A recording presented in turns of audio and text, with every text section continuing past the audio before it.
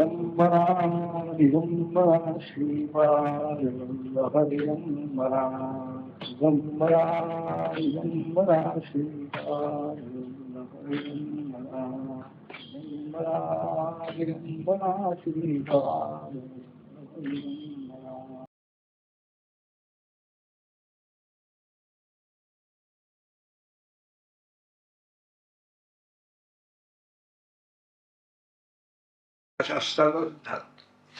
कर्मणा जायते जंतु कर्मणैव विलीयते सुखम दुःखम भयं क्षेमं कर्मणैव अभिवद्यते.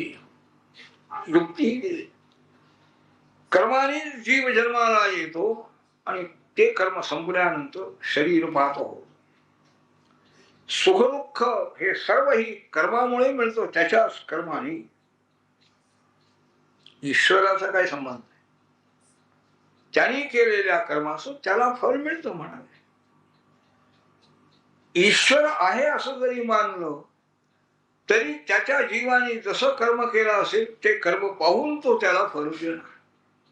म्हणजे कर्म हे श्रेष्ठ झालं की नाही. चांगली कर्म करावी म्हणजे ईश्वर चांगलं कर्माचं फळ देणार. ईश्वराचा याच्यामध्ये काय संबंध आहे तो म्हणाले. इंद्राचा काय संबंध आहे? पाऊस पडतो हे तो म्हणजे आमची कर्म आहे, कर्तव्य कर्म आपण करतो त्यामुळे पाऊस पडतो. पाऊस का पडतो हे सांगणार नाहीत पुढं. इंद्राचा काहीही संबंध नाही म्हणाली. फळ आपल्याला आपल्या कर्माने प्राप्त होत आहे. आपल्या स्वभावाला अनुसरून ही कर्म आपल्या वाट्याला आलेली आहे ती आपण करायची. सामान्य धर्म आहेत, विशेष धर्म आहेत, त्याप्रमाणे वागायचं आहे. हा एक उपदेश केला. प्रत्येकाची कर्म ठरलेली आहे. ब्राह्मण क्षत्रिय वैश्य शूद्र वगैरे सगळी कर्म ठरलेली आहे. आमची कर्म गायींचं रक्षण करणं, कृषी कर्म करणं ही सगळी आमची कर्म आहे. आम्ही आणखी या रानावनामध्ये राहतो, ह्या गायींचं पालन पोषण करतो, त्यांचं दूध वगैरे आम्हाला मिळतं. इंद्राचा काय संबंध आहे यार? इंद्र आम्हाला काय देतो? पाऊस तरी पडतो की नाही? पाऊस पडतो म्हणजे काय? इंद्र पाऊस पडतो काय म्हणाले? सांख्य सिद्धांत सांगताय सत्व रज आणि तम हे तीन पदार्थ आहे, सर्वव्यापी आहे. पंचभूतात्मक सृष्टी जशी आहे तसं त्रिगुणात्मक सृष्टी, त्रिगुण मुख्य आहे. त्या त्रिगुणापैकी या त्रिगुणाने सगळं कार्य सृष्टीचं चालू आहे म्हणाले. ही सगळी ही सृष्टिकार्य ह्या त्रिगुणावरून चाललेलं आहे. प्रकृती करते हा सिद्धांत त्यांनी मांडला नाही. त्रिगुणाच्या स्वाधीन सगळा असं सांगायचं नाही. पण या तीन गुणापैकी रजोगुण जो आहे त्या रजोगुणाचं कार्य म्हणजे विश्वाची उत्पत्ती. सगळे जीव काय, सगळी झाडं काय, सगळं उत्पन्न होतं. उत्पन्न होणं हे कार्य रजोगुणाचं. रजोगुण म्हणजे क्रिया आहे. त्या क्रियेमुळे मेघ येतात आकाशामध्ये, मेघातून पाऊस पडायला लागतो, तो पाऊस खाली पडतो, त्याच्यापासून आणखी सगळं धान्य निर्माण होणं हा परिणाम आहे. परिणामवाला आपोआप हे सगळं कार्य चाललेलं आहे. रूपांतर होणं पर्जन्य आहे. पर्जन्य भूमीमध्ये पडलेलं आहे, बीज टाकलेलं आहे, त्याचं रूपांतर म्हणजे धान्य येत आहे. हे कार्य चाललं. यात कोणीही प्रवर्तक नाही म्हणाले. ह्या रजोगुणाच्यामुळे सगळं चाललेलं आहे. इंद्राचा काहीही संबंध नाही. इंद्राला कधी तुम्ही पाहिलं तरी आहे म्हणा? महेंद्र किंग करिष्यती हे विचारलं. आम्ही म्हणाले वनामध्ये राहणारे, या डोंगरावर राहणारे आम्ही, प्रत्यक्ष समोर आमच्या हा गोवर्धन पर्वत आहे, हाच आमचा देव आहे म्हणाले. याच्यामुळे आम्हाला आणखी सगळं गवत मिळतं, आमच्या गायीला फळं वगैरे मिळतात, सगळं आम्हाला मिळत आहे. याची पूजा केली पाहिजे. प्रत्यक्ष देव सोडून आणखी न दिसणारा इंद्र त्याची पूजा करायची, त्याचं हे करायचं कोणी सांगितलंय म्हणाले. इंद्राची परीक्षा पाहण्याकरता हा निरीश्वरवाद मांडलेला आहे. सांख्य ही निरीश्वरवादी आहे मीमांसकही सर्व वेदावर त्यांची श्रद्धा आहे, नास्तिक नाही आहे. पण प्रत्येकाने आपलं आपलं कर्तव्य कर्म केलं पाहिजे, धान्य निर्माण केलं पाहिजे, कृषी केली पाहिजे, गोरक्षण केलं पाहिजे. हे आमचं कर्तव्य आम्ही केलं पाहिजे. तेव्हा गोवर्धनाची पूजा करा. सगळ्या गायीपासून आपल्याला आणखी सगळं दूध दही तूप वगैरे सगळं मिळतं, त्या गायींची पूजा केली पाहिजे. जे अत्यंत आणखी तपस्वी ब्राह्मण आहे, कृषी मंडळी आहेत, त्यांची पूजा केली पाहिजे. त्यांना सोडून आपण तुम्ही इंद्राला बोलावता आणि पूजा करता, हे आम्हाला पसंत नाही. झालं, सगळ्यांना बरं वाटलं, चांगलं आहे, खरं आहे. प्रत्यक्ष विष्णाच्या देवाचीच पूजा करावी. करा, सगळी तयारी करा, अन्न तयार करा, सगळ्या ऋषींना अन्नदान करा, गायींना चारा घाला, गोवर्धनाची पूजा करा, त्याला बलिदान करा, प्रदक्षिणा करा. कालात्मा श्रीहरी आहे, कालरूपाने सर्वावर त्याचं लक्ष आहे. तो कुठं नाही असं आहे, काल सगळीकडे आहे. सर्व नंदानिक गोपाळाला समाधान. हो बरं आहे म्हणा, आम्हाला हे आजपर्यंत समजलं नाही. ब्राह्मण मंडळी आलेली आहेत, स्वस्ती वाचन झालेलं आहे, आणखी पूजा केली, गोवर्धनाची पूजा केली, गायींची पूजा केली, ब्राह्मण मंडळींचा सत्कार केला, त्यांना अन्नदान केलेलं आहे. आणखी सर्वांचं भोजन झालं. गोवर्धन पर्वताला बली गेलेला आहे, अन्न गेलेला आहे, आणि प्रदक्षिणा करण्याकरता सर्व मंडळी निघाली. गाडीमध्ये रामकृष्ण आपल्या मातांच्या जवळ बसलेले होते, बाकीचे गोपाल पायाने चालत निघालेले आहे. मध्ये एकदम गोवर्धन पर्वताचं रूप धारण केलं भगवंताने. तो बोलायला लागला, गोवर्धन म्हणजे हेच होते. आज तुम्ही माझी पूजा केली म्हणाले, मला समाधान झालेलं आहे, असंच करत चला, तुमचं रक्षण मी करीन. इथं गाडीमध्ये गोपाल कृष्ण, तुमची पूजा तुमच्या देवाला मिळाली म्हणाले. हा गोवर्धन म्हणजे आमचा देव आहे, त्याने तुम्हाला दर्शन दिलेलं आहे, नमस्कार करा म्हणाले. आपणही नमस्कार केला. इंद्र तुम्हाला कधी असा येऊन भेटला होता का म्हणाले. असं कोणा सांगितलं. प्रदक्षिणा करून सर्व मंडळी आपल्या स्थानामध्ये येऊन पोचलेली आहे. इंद्राला मात्र राग आलेला आहे. हे सगळे गोपाळ यांनी आपला धर्म सोडून दिलेला आहे, धर्म परिवर्तन केलं नाही. देवता बुद्धी कायम आहे, ती देवता बुद्धी कुठं ठेवायचं एवढं त्यांनी सांगितलं. तुम्ही आम्ही म्हणाले सामान्य मंडळी, गोवर्धनाला देव समजलं म्हणून काय बिघडलं, सर्व देवाचं रूप आहे. इतकंच केलं. इंद्राचा यज्ञ, इंद्राला आविर्भाव द्यायचा नाही वगैरे काही. आज आपण हे करूया. इंद्राला अत्यंत राग आलेला आहे आणि त्यांनी आपल्या प्रलयकालच्या मेघांना मंथनातून मुक्त केला. आणखी पाऊस पाडून सर्व गोकुलाचा नाश करा अशी त्यांना आज्ञा केली. मीही येतो म्हणाले.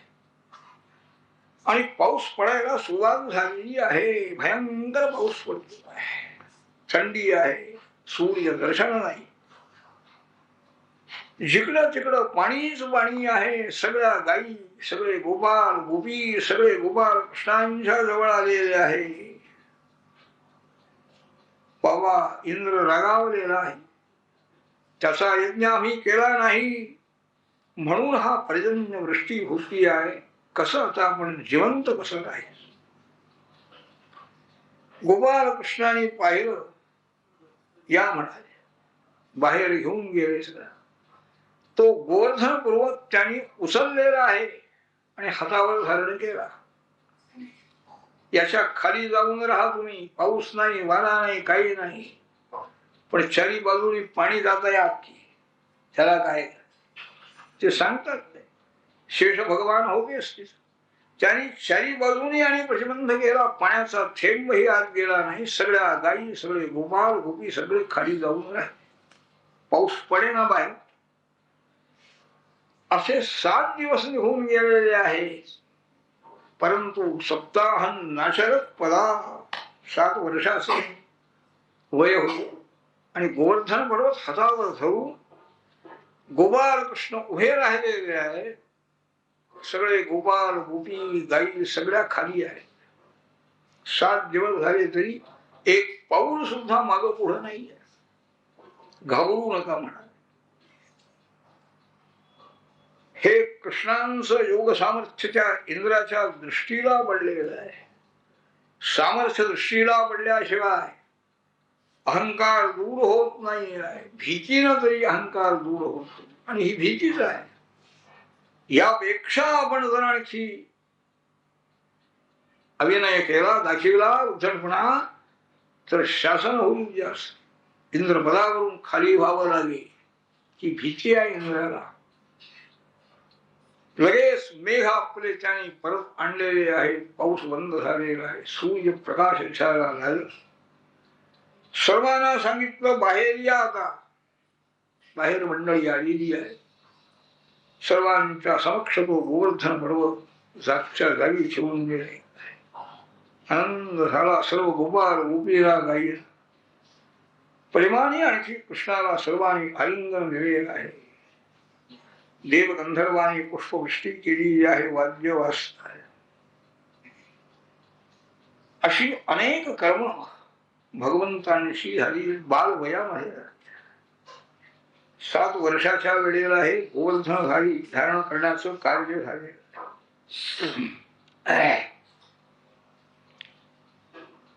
गोपाळ मंडळी आणि बोलत बसलेली असताना त्यांनी नंदाला विचारलं, नंदा हा तुझा मुलगा कोण आहे बाबा?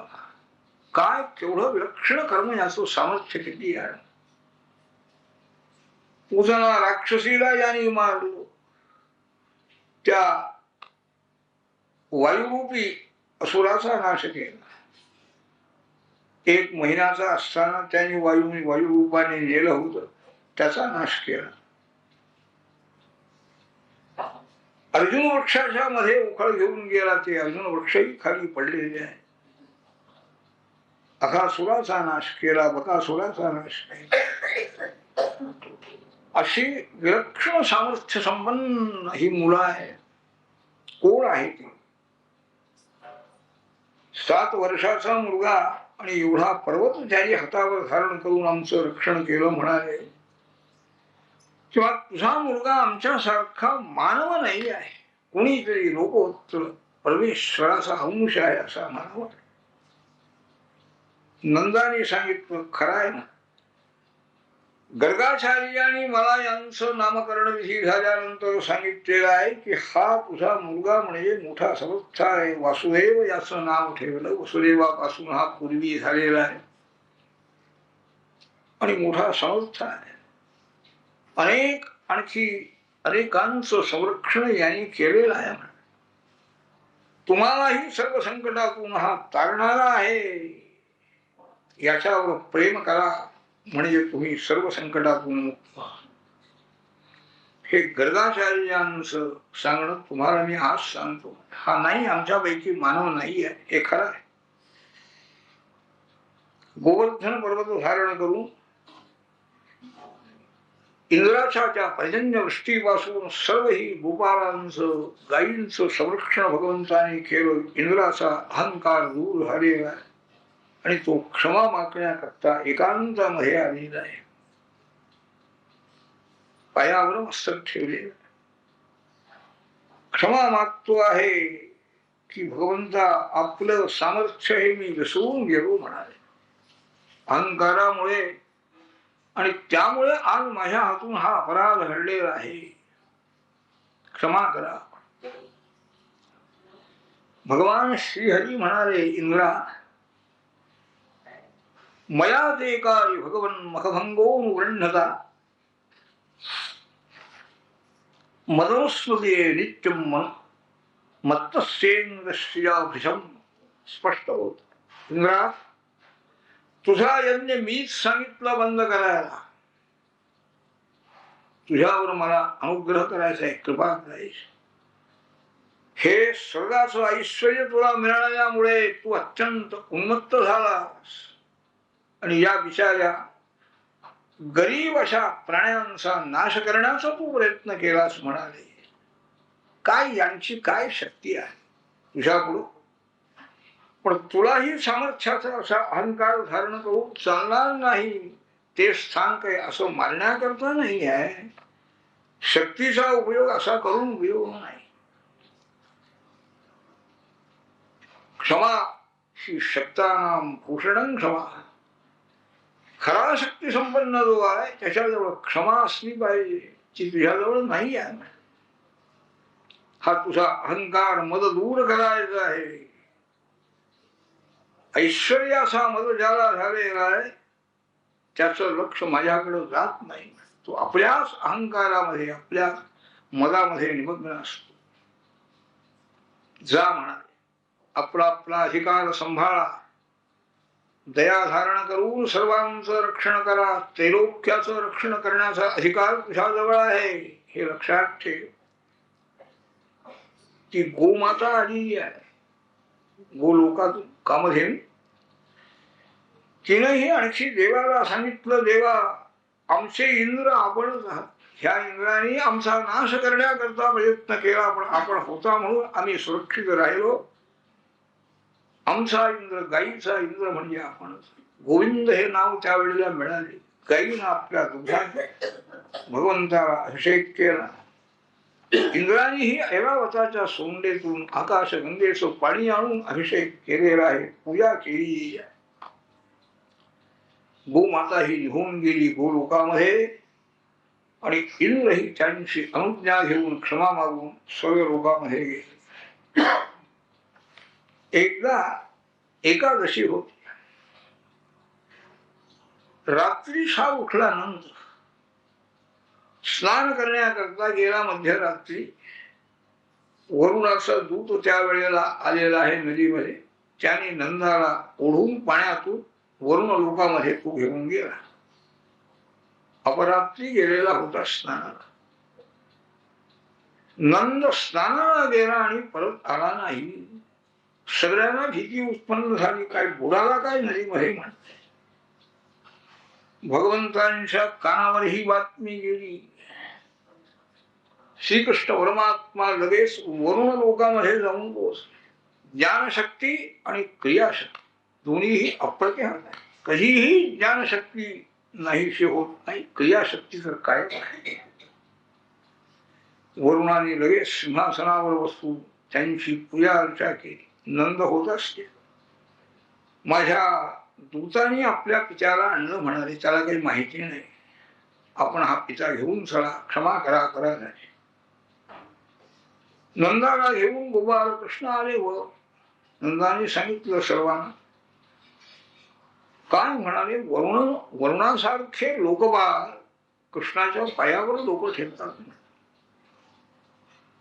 त्यांनी मला या ठिकाणी आणलं म्हणाले. वरुण लोकातून अनुभव त्यांनी सांगितलं. सर्व ही आणखी गोपाळांना ही इच्छा उत्पन्न झाली. हा साक्षात वैकुंठपती परमेश्वर आहे. याच्या वैकुंठ लोकाचं दर्शन, तो वैकुंठ लोक आम्हाला केव्हा तरी पाहायला मिळेल काय, अशी त्यांना इच्छा उत्पन्न झाली. भगवानही विचार करत आहे, यांना कशाला वैकुंठ लोक पाहायला मिळणार म्हणाले. अनेक जन्म आपल्या कर्माने जन्माला जातात, पुन्हा मृत्यू पावतात, पुन्हा जन्म आहे, सारखं याच्यामध्ये सापडलेले आहे. दाखवूया यांना. त्यांना आरंभाला ते आपलं स्वरूप ज्ञान त्यांना गेलं आणि वैकुंठ लोकही त्यांना दाखवला. ती दृष्टी दिली त्याला. सर्व ही गोपाळांना वैकुंठ लोक दिसलेला आहे. भगवंताचं ते स्वरूपही समजलेलं आहे आणि सर्वांना अत्यंत आनंद झालेला आहे. ही कृपा आणि भगवंताने त्यांच्यावर केली. शुकाचार्य आता रासक्रीडेचं आणखी चरित्र सांगत आहे. स्त्री पुरुष वगैरे हा भेद नाही परमेश्वराचा.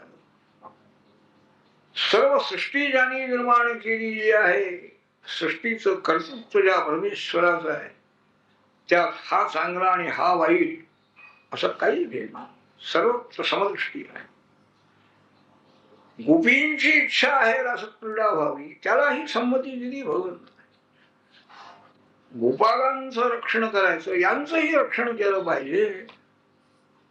रक्षण याचा अर्थ त्यांच्या बुद्धीप्रमाणे मनाप्रमाणे त्यांना जर काही झालं, घडवून आलं तर त्यांचंही समाधान आहे.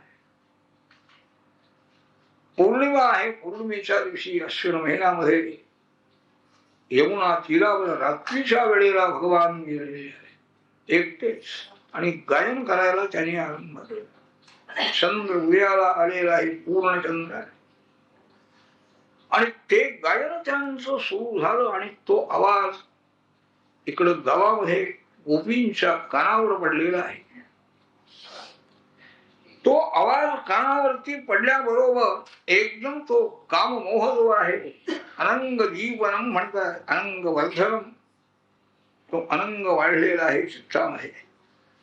गोपाळ कृष्णाला भेटण्याकरता गेलं पाहिजे. सर्व ही स्त्रिया घराबाहेर पडलेल्या आहे, काम सगळी टाकून दिली. धार काढायला काही गोपी बसलेल्या होत्या, ते भांड तिसच ठेवून निघाले. काही दूध आणखी चुलीवर ठेवताय, दूध तापविण्याकरता बसले, स्वयंपाक करता येत आहे. काही मुलांना जेवण जेवायला घालत आहे, पण सगळी कर्म टाकून दिलेली आहे, सोडून दिलेली आहे. आणखी निघाल्या त्या सगळ्या गोपी. कुणाचीही आज्ञा मान्य नाही. पती पुत्र पिता भ्राता सगळे तसेच स्वस्थ राहिलेले आहे. परमात्मा श्रीहरी हा आपला आणखी प्रिय आहे, तोच उपास्य आहे, त्याच ध्यान करायचं आहे. त्या मुक्त झालेल्या आहेत त्या प्रेमामुळे. राजांनी विचारलं, महाराज गोपींचं हे कर्म हे धर्म म्हणायचं का? कृष्णं विदुः परंकांतं ब्रह्मदया मुने गुणप्रवाह उपरमस्तासां गुणधियां कथम, हा प्रश्न आहे. गोपाळ कृष्ण म्हणजे एक राजपुत्र आहे, सुंदर आहे, एवढीच त्यांची दृष्टी आहे. ह्या बाह्य त्रिगुणात्मक पांचभौतिक शरीरावर त्यांचं प्रेम आहे. म्हणजे त्रिगुणात राहणाऱ्या गोपी आणि त्रिगुणातून बाहेर कशा पडल्या म्हणाले, संशय आहे. गोपींचा अपराध सांगते. कृष्णाला इतक्यात बोलला नाही राजा, तो बोलणार आहे. गोपीने हे कर्म चांगलं केलं नाही असं मला वाटतं. शुकाचार्य सांगतात, राजा तुला शिशुपालाची कथा पूर्वी सांगितलेली आहे ना.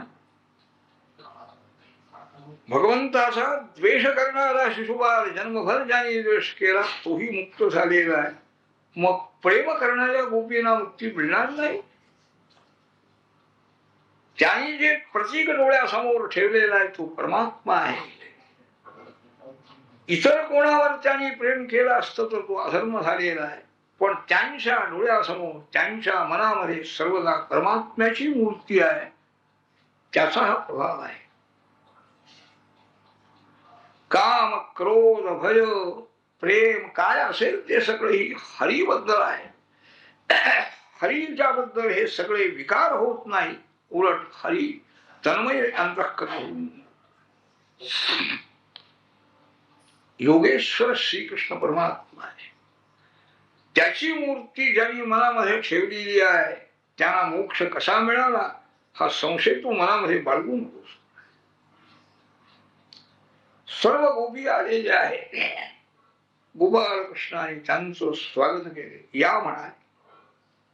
का कशा करता आला हे विचारताय का? केवढी रात्र भयंकर म्हणाले, आणि अशा रात्रीच्या वेळेला घरदार सोडून तुम्ही इथं आला.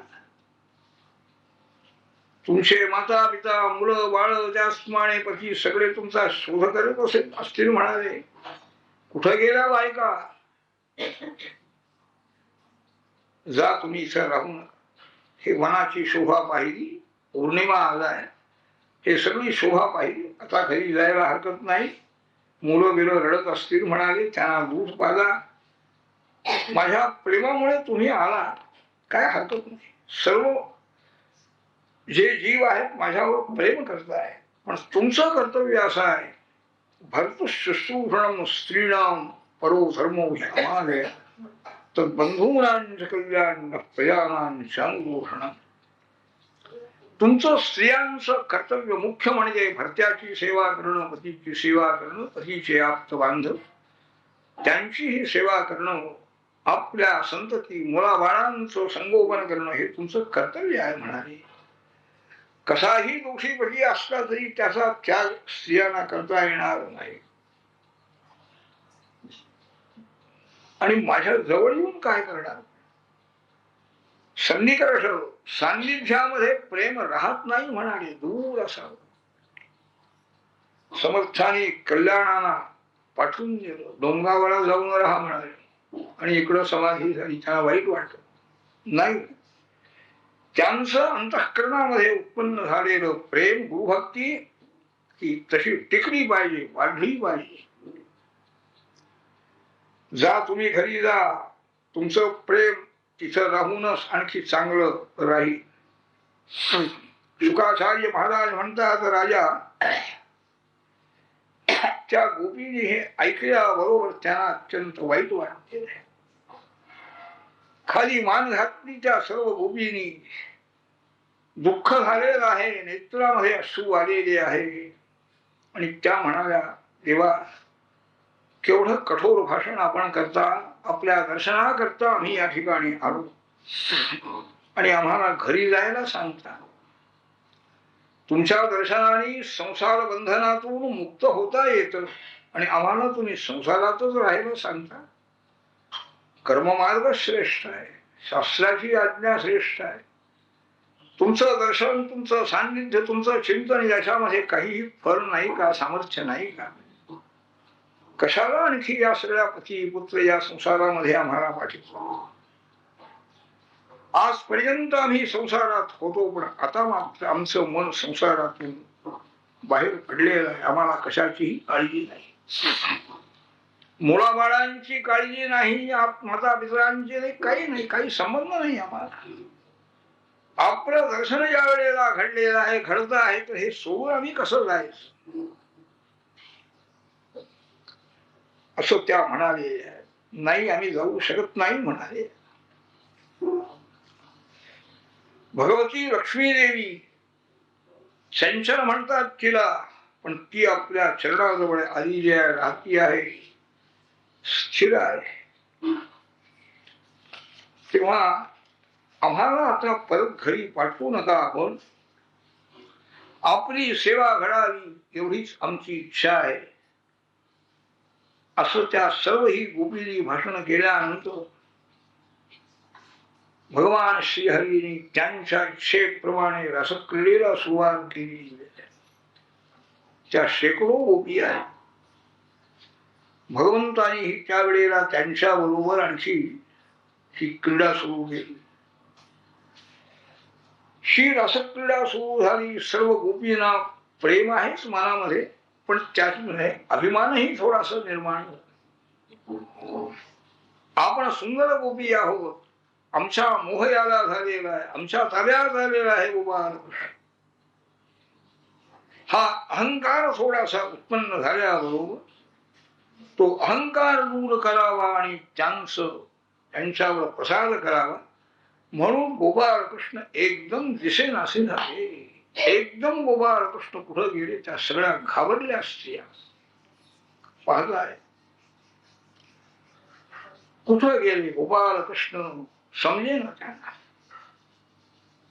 आणखी प्रेमाचा उद्रेक इतका झालेला, इतकं प्रेम अंतःकरणामध्ये भरून आलेलं, सगळं देहभानही राहिलेलं नाही. संसार सगळा विसरून गेला, सगळं विसरून गेलं आणि शोध करीत निघाल्या. झाडाला विचारताय, दृष्टो वः कच्चिद अस्वस्थ प्रक्षण जग्रोधनो मना नंत सुंदर गतो धुत्वा प्रेम हसावलोकने. हे अश्वत्थ वृक्षा, वटवृक्षा, आमचं मन हरण करू आणि घेऊन गेला म्हणाले गोपाळ कृष्ण. तो तुम्हाला भेटला का? कुठाने सांग. कामार्ता ही प्रकृती कृपणास चेतना चैतनेषु कालिदास सांगताय. झाडाला विचारताय, तर झाडाने काय उत्तर द्यायचं? पण त्या प्रेमामध्ये आणखी निमग्न झालेल्या गोपी कृष्णाशिवाय त्यांच्या मनामध्ये काही नाही. कोणाला विचारावं कोणाला नाही भान नाही. योग्य अयोग्य विचार करण्यासारखी मनाची स्थिती नाही आहे. पुष्कळ दूर गेलेले आहे. पुढं गाढ अंधार आहे, दाट अरण्य आहे, तशाच परत आलेले आहे. कृष्ण लीला त्यांचं अनुसरण करत आहे, काहीतरी मनाचं समाधान करण्याकरता. आणखी शेवटी कृष्ण दर्शन झाला नाही म्हणून अत्यंत आणखी शोक झाला, वियोग दुःख झालेलं आहे. आणि त्या दुःखावेशामध्ये त्यांनी भगवान श्रीकृष्णांची प्रार्थना करण्याला सुरुवात केलेली आहे. कोणी म्हणणार आहे का गोपी गीत? जयति जय रिकामा.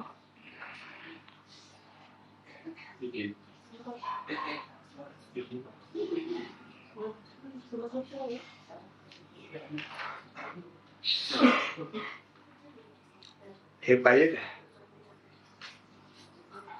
बसवूनच म्हणा. कोण वाटत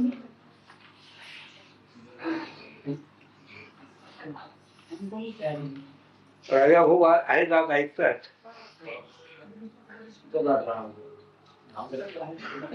हे पाहिजे का?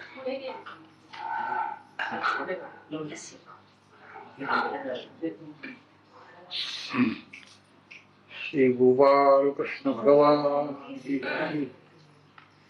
जयति तेऽधिकं जन्मनाव्रजा श्रयत इन्दिरा शश्वदत्र हि दयितदृश्यता दीक्षुतावकाश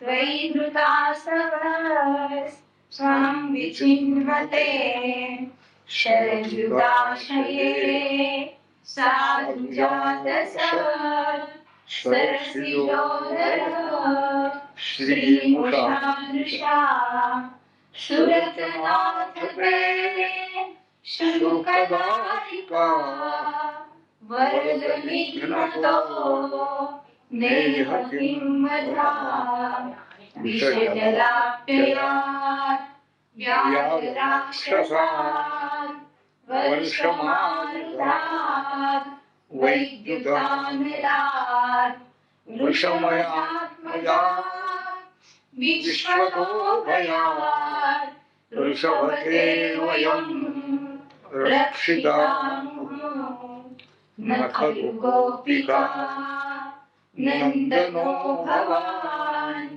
अखिलदेहिनाम् अन्तरात्मधु विघ्नसाक्षितो विश्वगुप्तये सखौ देवान् सात्वताम्बुले विरचिताभयं वृष्टिगुह्यते चरणमीयुषां संस्कृतेर्भयात् करसरोरुहं कान्तकामलम् शिरसि देहिनः श्रीकरग्रहम् व्रजजनार्तिहं वीरयोषितान् निजजनस्मयध्वंसनस्मिता भज सखे भवान् किं करिष्मयो जलरुहाननम् चारुदर्शय प्रणतदेहिनां पापकर्षणम् तृणचलायुगम् श्रीनिकेतनम् हरिफलार्पितम् ते पदाम्बुजम् कृणुकुचे कृन्धिरुक्षयम् मधुरया गिरा वल्गुवाक्यया बुधमनोज्ञया पुष्करे क्षण विधिकरीरिमा वीरमुनियति हृदयश्रीमा प्याययस्वना तव कथामृतम् तप्तजीवनम् कविभिरीडितं कल्मषापहं श्रवणमङ्गलं श्रीमदाततं भुवि गृह्णन्ति ते भूरिदा जना प्रहसितं प्रियं प्रेमवीक्षणं विहरणं च ते ध्यानमङ्गलं रहसि संविदो या हृदि स्पृशः कुहकनो मनः शोभयन्ति शरसि यद्व्रजा शारयन् पशून् नलिनसुन्दरं नाथते पदं शिरतृणाङ्कुरैः सीदति गिरा कान्त गच्छति दिनपरीक्षये नीलकुन्तले वनद्वारणं बिभ्रदावृतं घनरजस्वलं दर्शयन् मनसि न स्मरं वीरयच्छसि प्रणतकामलं पद्मजाक्षितं धरणिमण्डलं श्रेयमापदि चरणपङ्कजं शन्तमञ्जते रमणमस्तुते स्वर्गयाधिपं सुरतवर्धनं शोकनाशनं स्वरितवेणुना सुष्ठुचुम्बितम् इतरावने विस्मारणं वितरवीरमस्तेहरामृतम् अटति यद्भवान् अन्धिकाननं त्रुटिर्वायते त्वामपश्यताम् कुटिलकुन्तलं श्रीमुखं च ते जडवीक्षतां पक्ष्मकृदृशां भ्रातृबान्धवान् अतिविलम्ब्यते चक्षुषावता गतिविदस्तव गीतमोहिता कितवयोषितः कश्चिन्निशि तदहसि संविदं रुच्छयोदयं प्रहसिताननं प्रेमवीक्षणं बृहदुरश्रियो वीक्षधाते मुहुरति स्पृहा मुह्यते मना व्रजवनौकसां व्यक्तिरङ्गते वृजिनहन्त्यलं विश्वमङ्गलं त्यजमनाक्षणस्त्वत्स्पृहात्मना स्वजनहृद्दुर्गां यन्निशूदनं यत्ते सुजातचरां ब्रह्मस्थलेषु भीताशनैः प्रियदधीमहि कर्कशेषु तेनाटवीमटसितगतदेव जिनुस्वित्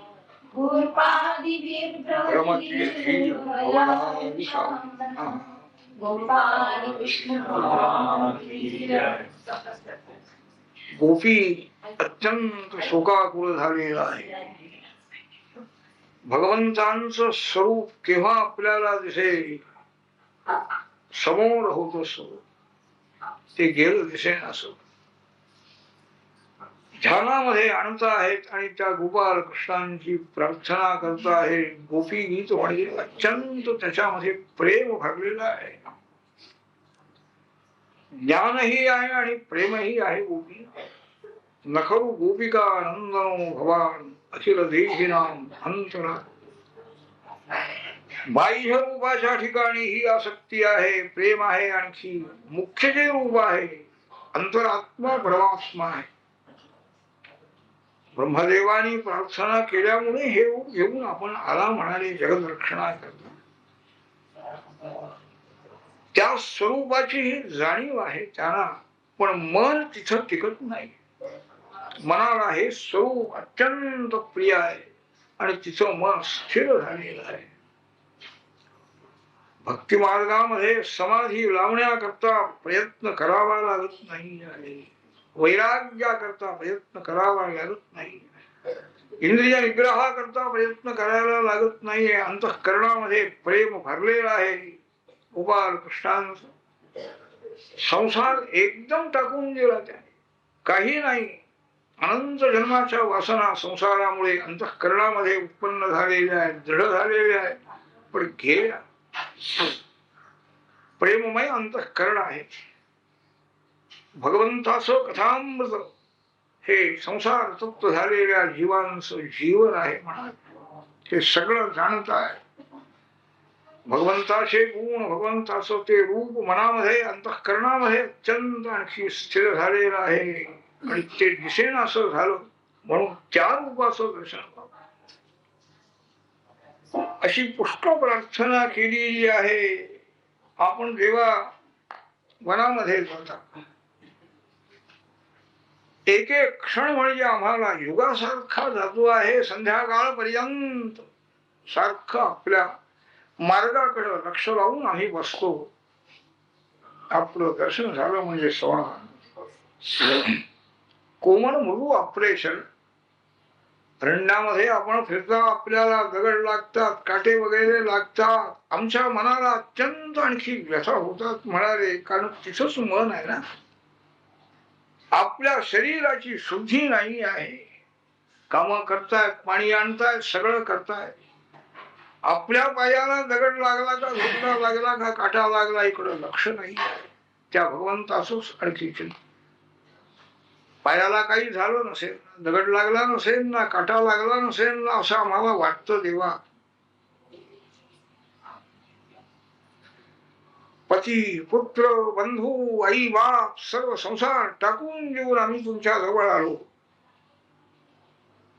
आपल्या गायनाचा मोह आम्हाला झाला आणि आम्हाला एकदम टाकून देऊन तुम्ही गेला या रात्रीच्या वेळेला. हे योग्य आहे काय? हा विचार करा. अशी पुष्कळ प्रार्थना केली आहे आणि त्या रडू लागल्या. भगवान श्रीहरी प्रगट झालेले. एकदम त्यांच्या मनामध्ये उत्साह निर्माण झाला. प्रत्यक्ष भगवान समोर दिसल्याबरोबर त्या कुठल्या शोक गेला, सगळं झालं. शोकही त्यांना दिलेला आहे. भगवंतांचा वियोग झाल्यामुळे शोक झाला पाहिजे आणि रूपदर्शनाने आनंद झाला पाहिजे. इष्टसंयोग आणखी आपला इष्टवियोग आणि अनिष्ट संयोग जगामध्ये संसारामध्ये चाललेलंच आहे. त्याच्याबद्दल सुख दुःख नको. जे आपल्याला पाहिजे ते नाहीच झालं म्हणून दुःख होतं आपल्याला. जे नको होतं दुःख ते मिळालं म्हणून दुःख होत आहे. काय करायचं? इष्टसंयोगही नको, इष्टवियोगही नको, अनिष्ट संयोग तिकडं त्याच्याबद्दल सुख दुःख नाही आहे त्यांना. ते सर्व भोगायचं काम चाललेलं आहे. संसारात त्या सुखदुःखाकडे लक्ष नाही आहे. पण आज भगवंताचं दर्शन होता होता एकदम आदर्शन झालं. हे फार किती जन्माने मिळालेलं हे सुख गेलं म्हणाले, याचं वाईट वाटत आहे. भगवान प्रगट झाले. सर्व गोपींच्या बरोबर त्यांनी रसक्रीडा सुरू केलेली आहे. त्या अत्यंत गौरवर्णाच्या गोपी आणि हे मेघश्याम आहे. दोन गोपींच्या मध्ये एक एक गोपालकृष्ण दिसायला लागले. तितकी रूप धारण केलेली आहे. आणखी त्या टिपऱ्या वाजवत आहेत, नृत्य करतायत, गायन चाललेलं आहे. असा तो बराच काळ आणखी खेळ झाला त्यांचा. पुढं सर्वांना घेऊन त्या नदी तीरावर आले. स्नान सर्वांनी केली आणि नदीच्या तीरावर वाळवंटामध्ये सर्व गोपी बसल्या. गोपाल कृष्णही बसला. गोपींना थोडा राग आला होता. काय म्हणाले, घरदार सोडून आम्ही आलो आणि याला आमच्या प्रेमाची किंमत नाही. त्या बोलायला लागल्या, भजतो भजनचे के एक एतरी विपर्ययम नो भयोश्च भजनचे के एतन्नो ब्रूहि साधू. नाव घेतलं नाही. काय गोपाळ कृष्णा, जगामध्ये आपल्यावर प्रेम करणारे लोक त्यांच्यावर प्रेम लोक करतात असा एक वर्ग. त्यांनी प्रेम केलं आपण करायचं. दुसरा एक वर्ग असा आहे, प्रेम जरी केलं नाही आपल्यावर तरी आपण सर्वावर प्रेम केलं पाहिजे अशा बुद्धीनं सर्वावर प्रेम करणारे असा एक वर्ग. एक वर्ग असा आहे, कोणी प्रेम करणारा असो न करणारा असो, दोन्हीकडे पाहायचंच नाही, उपेक्षाच करायची म्हणाले असा एक वर्ग आहे. काय असं का म्हणाले जगाची स्थिती? गोपाळ कृष्ण सांगत आहे, मिथो भजन्ति ये सख्या स्वार्थैकांतोद्यमाहिते. परस्पर एकमेकाच्या उपयोगी पडणारे, एकमेकावर प्रेम करणारे दोघेही स्वार्थी आहेत म्हणाले. कुणाचे प्रेम करत त्यांनी केलं तर आपण काय. पण दुसरा जो वर्ग तुम्ही काढलेला आहे, दुसऱ्याच्या प्रेमाची अपेक्षा न ठेवताना आपण प्रेमाने वागायचं, हे खरं प्रेम, शुद्ध प्रेम आहे. माता पित्यांचं प्रेम हे आहे. मुलांनी कितीही अपराध केले, प्रेम केलं नाही तरी त्यांचं प्रेम काही कमी होत नाही, हे शुद्ध प्रेम आहे. तिसरा उपेक्षा करणारे म्हणून तुम्ही काढलं, त्याच्यामध्ये आणखी बरेच प्रकार आहेत म्हणाले. आत्मारामा शात्मकामा अकृतज्ञा गुरुद्रोहा, 4 वर्ग त्यात पडतात. उपेक्षेनं वागणारे, बेभीती. आत्माराम, आत्मज्ञान संपन्न झालेले आहे, त्यांचं जगाकडे लक्षच नाही. कोण प्रेम करतो, कोण द्वेष करतो, काही लक्ष नाही.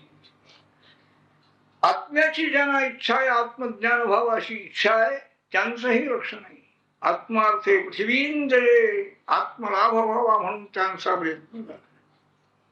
अकृतज्ञ जे आहे, लोकांनी प्रेम केलं, उपकार केला, ते लक्षात सुद्धा ज्यांच्या येत नाही, कृतज्ञ जे आहे असा आहे, ते उपेक्षा करते. आणि अत्यंत कठोर वृत्तीचे, तामसी वृत्तीचे लोक, त्यांचंही याच्याकडे लक्ष नाही. यापैकी कोणत्या वर्गात तुम्ही मला घात दिलाय तरी विचार. मला उद्देशूनच तुम्ही बोलला ना. मला काय आत्माराम म्हणता, आत्मकाम म्हणता, अकृतज्ञ म्हणता का तामसी वृत्तीचा म्हणता तुम्ही? मी असं वागतो म्हणाले एकदा, एक वेळेला, की भक्तांना सुद्धा आणखी दर्शन देत नाही. पण कारण काय, त्याचा हेतू आहे की त्यांचं प्रेम हे वाढावं. मी दिसलो समोर म्हणजे तेवढ्यापुरतंच प्रेम असणं हे काही खरं प्रेम नाही. त्यांची अनुवृत्ती राहिली पाहिजे. तुम्ही आणखी अदृश्य राहून मी तुमच्या अंतःकरणात किती प्रेम आहे हे मला पाहायला मिळालं म्हणाले, परोक्ष रूपाने. भगवान बोलून गेले, नवादयेहम निरवज्य संयुजाम स्वसाधु कृत्यम विबुधा युषामिवहा यामा भजन दुर्जर गेह शृंखला संवृष्ट तलुभ प्रतियातु साधुना. या गोपींनी माझ्यावर जे प्रेम केलेलं आहे, अत्यंत शुद्ध प्रेम आहे. त्या प्रेमाचा मी उतराई होणार नाही, प्रेमाची परतफेड मी करू शकणार नाही. संसार शृंखला तोडून टाकल्या यांनी आणि माझ्या भजनाकडे लागलेल्या, माझ्या ठिकाणी चित्त स्थिर केलं, त्यांनी केलेल्या प्रेमाचा मी उतराई होऊ शकत नाही. पुन्हा त्यांच्यावर उपकार करावा अशी मला इच्छाही नाही आहे.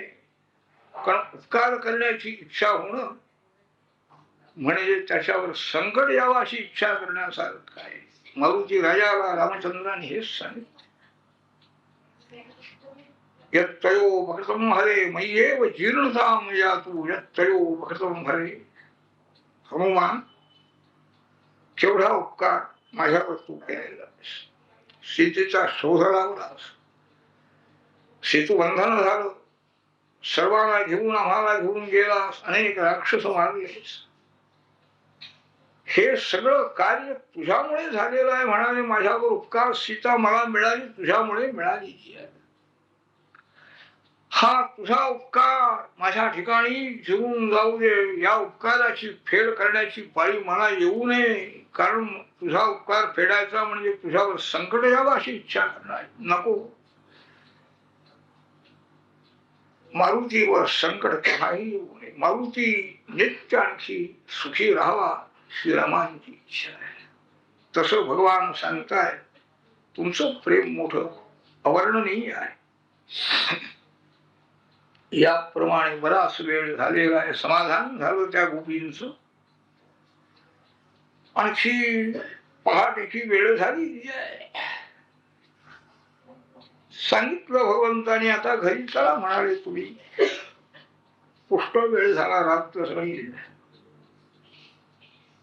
चंद्रास्त झालेला आहे. सगळ्या गोपी आणि आपल्या घरी परत गेलेले आहे. हे सगळं चरित्र ऐकलं परीक्षित राजाने आणि त्यांनी विचार गुरु महाराज संस्थापनाय धर्मस्य प्रशमाय इतरस्य अवतीर्णो हि भगवान अंशेन जगतः जगदीश्वरः सकथं धर्मसेतूनां वक्ता कर्ता हि रक्षिता प्रतीवम् आचरत् ब्रह्मन् परदाराभिमर्शनम्. धर्माची स्थापना करावी, धर्माचं संरक्षण करावं, अधर्माचा नाश करावा याकरता भगवान अवतार घेऊन आलेले आहे. आणि ह्या परस्त्रिया गोपी यांच्या बरोबर रसक्रीडा त्यांनी केली. हा अधर्म झाला नाही का? धर्माच्या रक्षणाकरता अवतार घ्यायचा आणि अधर्माला प्रोत्साहन द्यायचं, आपण अधर्म करायचं काय? मला संशय निर्माण झालाय म्हणाले. गोपाळ कृष्णांचं चरित्र आपण सांगता, पण या चरित्राबद्दल मला संदेह आहे. शुकाचार्य थोडे रागावले. किती सांगायचं म्हणाले. त्यांनी थोडं रागातच उत्तर दिलं. हो म्हणाले. धर्म व्यतिक्रम दृष्ट ईश्वराणांच साहसम तेजसा नरोषा गंधे सर्वभुजो यथा. कृष्णाचा अपराध झाला, कृष्णाने अधर्म केला असं तुला म्हणायचं काय? होईल म्हणाले. ते वाटेल तसं वाक्य. श्रेष्ठ पुरुष आहे, सर्व एकंदर पाप पुण्यातून पलीकडे गेलेले आहेत. ते त्यांना पापही नाही आणि पुण्यही नाही आहे. तू काय, तुला कल्पना आहे का त्या परमेश्वराच्या महात्म्याची, सामर्थ्याची?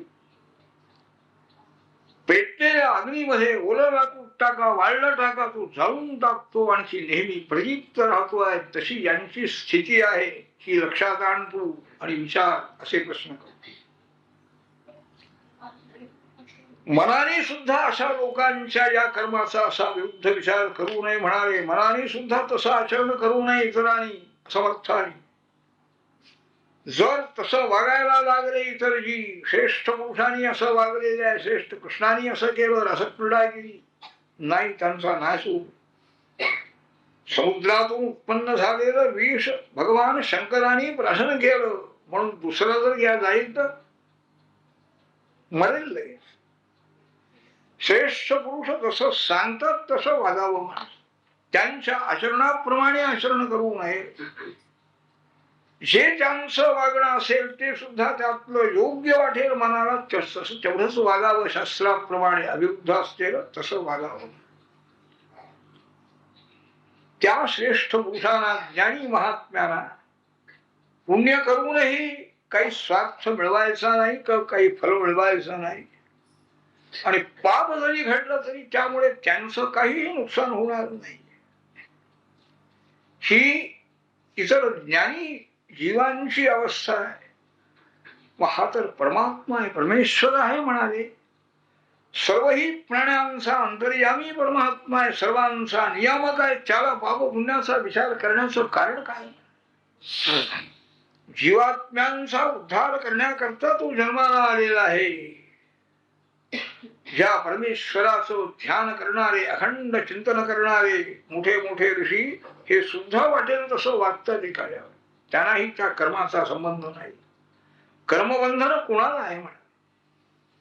अहंकारी जीव जोपर्यंत तोपर्यंत कर्मबंधन आहे. भेद ज्याला दिसतोय, चांगलं वाईट पाहणारा त्याला बंधन आहे. सर्व गोपींच्या सर्व गोपालांच्या अंतःकरणामध्ये राहणारा जो परमात्मा आहे त्याची ही क्रीडा आहे. हा एक विचार मनामध्ये धारण कर म्हणा. सर्व प्राणीमात्रावर अनुग्रह करण्याकरता भगवान आलेले आहे, ते क्रीडा करतायत. त्या क्रीडा श्रवण करायच्या, आणखी त्याचं चिंतन करायचं आहे. गुणदोष दृष्टी ही त्याबद्दल कोणत्याही रीतीनं मनामध्ये हे त्याला समजावून सांगितलं आणि विचारलं, का रे राजा, तुझ्या लक्षात हे कुठं आलं नाही काय महाराज? सगळ्या स्त्रिया रात्रीच्या वेळेला घरदार सोडून गेल्या, ते गोपाल कुठं शोध करण्याकरता आले नाही. कुठं गेल्या बायका? शोध करण्याकरता येऊन त्यांनी इथं या याच्यावर का पाहिलं नाही? त्या नदी तीरावर येऊन कृष्णाला शासन त्यांनी का केलं नाही? आमच्या बायका बरोबर असं क्रीडा करतोस तू म्हणून हे विचारलं नाहीस तू? काय झालं मा? काय झालं? नासूयन खरु कृष्णाय मोहितास्तस्य मायया मन्यमाना स्वपार्श्वस्थान स्वान स्वान दारान व्रजं कसा. सगळ्या गोपी घरातच आहेत हे त्यांना दिसत आहे. राग यायचं कारण काय? कुठं गेले नाही. गोपींचा जो दिव्य भाव आहे, प्रेमभाव, हा भाव याला भावाला म्हणत. त्यांच्या भावाप्रमाणे त्यांना फळ देण्याचं भगवंताने ठरवलं आणि त्या गोपी घरातच आहेत. खऱ्या गोपी मिळाल्या. संत सखूबाईला पांडुरंगांचं दर्शन होण्याची तळमळ लागलेली आहे, पण पतीने आणि सासून कोंडून घातलेला आहे, कुरूप लावलेला आहे, तळमळती आहे. विचार पांडुरंग आलेले आहे. बाई जा, संत मंडळी निघालेली आहे, त्यांच्या बरोबर पंढरपूरला जाऊन पांडुरंगाचं दर्शन करून ये. सांगितलं, तिला बाहेर पाठवून दिलेलं आहे. ती गेली आनंदाने आणि आपण त्या संत सखूचं रूप घेऊन त्या अंधार कोठडीमध्ये पांडुरंग आहे. तिची इच्छा पूर्ण केली.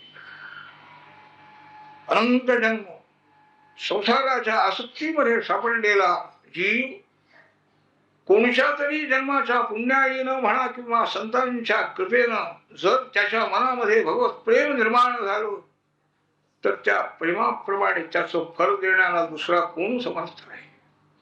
शास्त्र आड येणार नाही, व्यवहारही त्याला आड येणार नाही. संत सखू पांडुरंगांचं दर्शन करून मुक्त झाली. त्याप्रमाणे या गोपी भगवंताचं सान्निध्य मिळावं, त्यांची सेवा घडावी, तन्मय व्हावं. नुसतं बाहेर राहून तन्मय होणं निराळ आणि सन्निध राहून होणं हाही एक भाग आहे. शृंगार रस जरी असला तरी त्या शृंगार रसामध्ये सुद्धा एक काही चित्ताची उन्नती होण्याचा एक मार्ग आहे. सर्व ही प्रेम म्हणा, सर्व ही सुख जे आहे ते या विषयापासूनच मिळत आहे अशी जरी कल्पना झाली तरी ते सुख किंवा तोही आनंद आत्मा आनंद आहे असा एक सिद्धांत आहे. विषय मिळाल्यानंतर, इच्छित विषय मिळाल्यानंतर चित्त स्थिर झालं आणि तो आनंद आत्म्याचा त्या चित्तामध्ये भासतो. विषयापासून आनंद मिळतच नाही आहे.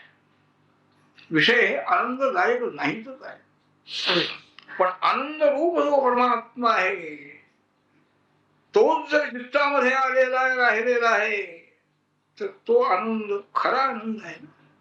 कल्पना करायची. अंशभूत आनंद मिळतो तेवढे विषय इष्ट मिळाल्यानंतर पूर्ण आनंद मिळतो आहे. शा गोपी मनातून सगळा संसार विसरून गेल्या. संसार नियंत्रण करणारे वेदशास्त्र सगळं विसरून गेले. नरकाची भीती नाही, कशाची भीती नाही, लोकनिंदेची भीती नाही, संसाराची भीती नाही. घरातून काढून टाकू देत. काय करणार? आमचं अंतःकरण जर परमेश्वराकडे गेलेलं आहे तर आम्ही वळवायचं कसं पाठीमाग? हे विचार मनामध्ये आहे आणि आपण निंद्य मार्ग नाही आहे आमचा, हा विश्वास आहे. भगवंताची अनुमती आहे त्याला ना. बाह्य दृष्टीनं राजांनी विचार केलेला आहे, त्या परस्त्री आहे, त्यांच्याबरोबर क्रीडा करणं हे श्रीकृष्णाला कसं सो. पण त्यांची मनोवृत्ती कशी आहे? सर्व ही विश्व आपलं प्रतिबिंब आहे. सर्व जीव म्हणजे प्रतिबिंब रूप आहे. सर्व ठिकाणी एक ईश्वर आहे, मी सर्वत्र आहे. हे तुम्हा आम्हाला येईल का बाबा राजा? हे मनामध्ये वाटेल का? ज्यांच्या मनामध्ये सर्वात्मभाव निर्माण झालेला आहे त्यांची मनोवृत्ती निराळी, आणखी हा भाव झालेला नाही आहे. अज्ञानामध्ये जोपर्यंत बुद्धी मन गुंतवून राहिलेला आहे तोपर्यंत हा सगळा भेद आहे. पाप पुण्य स्वर्ग नरक वगैरे सगळे त्यागलेलं आहे. ज्या गोपी भगवत प्रेमामुळे ह्या सर्व बंधनातून पलीकडे गेलेल्या आहे त्या गोपींची योग्यता ही तुझ्या मनामध्ये आली नाही आणि भगवान कृष्णाची योग्यता तर नाहीच नाही. उगीच आक्षेप घेतोस म्हणाने राजा. विचार हे समजून सांगितलेलं आहे. गोपी पुन्हा परत आल्या आपल्या घरी. त्या होत्याच तिथं, त्या अदृश्य झाल्या. या तिथं शुकाचार्य महाराज या रसक्रीडा चरित्राची फलश्रुती लिहित आहे. विक्रीडितम वजवधूभिर्दंड विष्णू श्रद्धान्वितो शृणुयात असं वर्णयेत या भक्तिं परां भगवती प्रचिरभ्य कामं हृद्रोगमाश्वपहिनो चशरेण धीरा. गोपी ज्याप्रमाणे दृढनिष्ठा ठेवून होत्या, ईश्वर प्रेम ईश्वर श्रद्धा त्यांच्या मनातली कुणालाही घालता आली नाही. शुकाचार्यांनाही ते पटलेलं आहे आणि त्यांनी हे चरित्र सांगितलं. शुकाचार्य महाराजांच्या सारखे ब्रह्मज्ञानी महात्मे त्रिगुणातीत झालेले, त्यांना गोपींचं महात्म्य सांगावं असं वाटलं. सांगणारे ते आहे हाही विचार केला पाहिजे. या चरित्रावर आक्षेप घेणारे, ज्यांना भगवान काय आहे, भगवत भक्त काय आहे, त्यांची मनस्थिती काय आहे, भक्तिमार्ग म्हणजे काय आहे याबद्दल काहीही माहिती नाही, संस्कार सुद्धा मनामध्ये नाही, त्यांनी नुसतं वर पाहून असा आक्षेप घेणं हे चांगलं नाही. स्त्रियांच्या कर्तव्य जर स्त्रियांना करायचं असेल तर हे करता येणार सांग.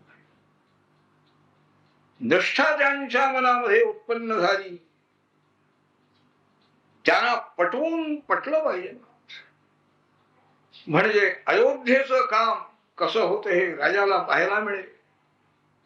त्या सगळ्यांची सुधारणा करू शकतात. हे कार्य स्त्रियांच्या प्रेमामुळे परीक्षित राजाला सुद्धा शुकाचार्यांनी गम बसायला लावलेला आहे. तुझा अधिकार नाही, ऐकून घे, श्रद्धा ठेव.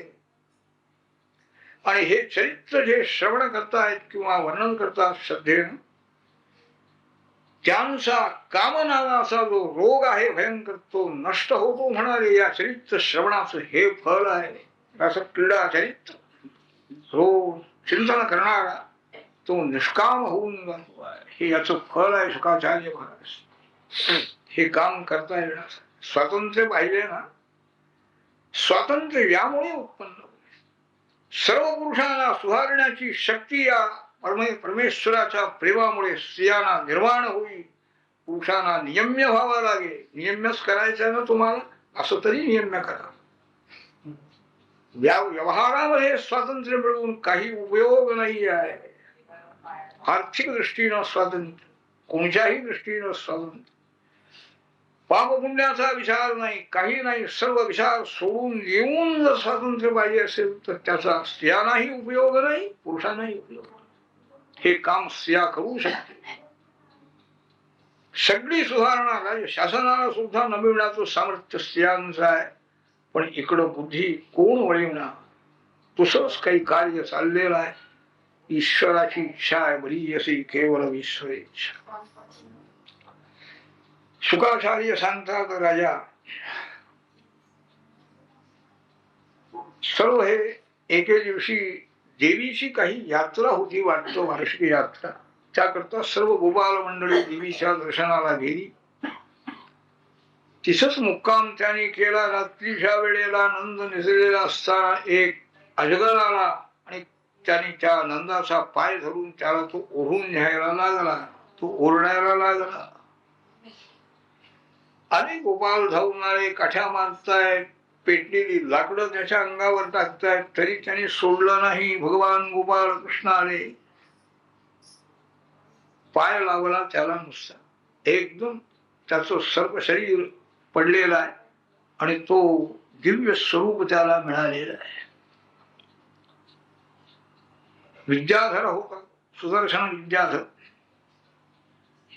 त्यांनी सांगितलं, मी सुदर्शन विद्याधर, माझ्या स्वरूपाचा सौंदर्याचा मला अहंकार होता आणि एके दिवशी अंगिरा ऋषी माझ्या दृष्टीला पडले. वाकलेलं शरीर, वाकडं झालेलं आहे, कुरूप आहे आणि मी हसलो त्यांना पाहून.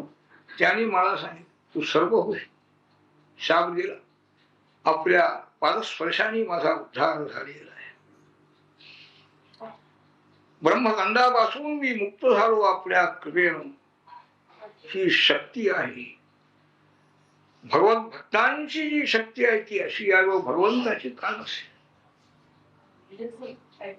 याप्रमाणे पुष्कळ निरनिराळ्या क्रीडा चाललेल्या आहे.